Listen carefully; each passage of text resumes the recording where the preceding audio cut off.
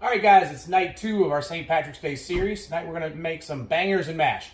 First thing, let's get the mashed potatoes started. Here I've got 6 cups of potatoes. It's about 5 medium potatoes. We're just going to put those on to boil. All right, while our potatoes are going, we're going to go ahead and take our bangers and put them in a cast iron skillet with a little bit of olive oil. All right, we're going to brown these off and let them cook for a few minutes. Bangers are a traditional Irish sausage. If you don't have bangers available, you can use a good quality sausage like a bratwurst instead. All right, once our sausages have browned up here, let's go ahead and pull them out and set them aside. All right, now we're going to go ahead and throw in 1 medium large onion and a tablespoon of butter. All right, when you're caramelizing onions, you want to make sure you get your pan down on low and let it cook slowly to start all those sugars to start browning. All right, once we've got a little caramelization going on our onions here, we're ready to add our flour. We don't need them fully caramelized, just a little bit of color here. We're going to add 1 tablespoon of flour and give it a good mix. All right, after we have mixed our flour all in, we're going to take and pour in about a cup of Guinness. Let that deglaze the pan.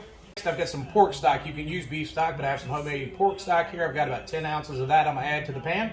Now we're just going to add a couple of little shots of Worcestershire sauce, sea salt, cracked pepper. Now we want to bring this up to a boil and then reduce it to a simmer for about 20 minutes. Let it reduce down a little bit and let that flour work and thicken up. All right, once our onions and sauce here have started to reduce down a little bit, it's been about 5 or 6 minutes, we're going to go ahead and throw these sausages right back. All right, once your potatoes are fork tender, we're going to go ahead and pull them out and drain them off and get them back in the pot to mash up. All right, we're going to put that empty pot back on the stove, and I'm going to put in about 5 or 6 tablespoons of good Irish butter here to the Kerrygold. We're going to let that melt down in the pot before we throw our potatoes back in. Now, right on top of that butter, we're just going to dump our pot potatoes right on. All right, now we're going to take and we're going to put in about a half a cup or so, maybe a little more sour cream. All right, some sea salt to taste, cracked pepper to taste.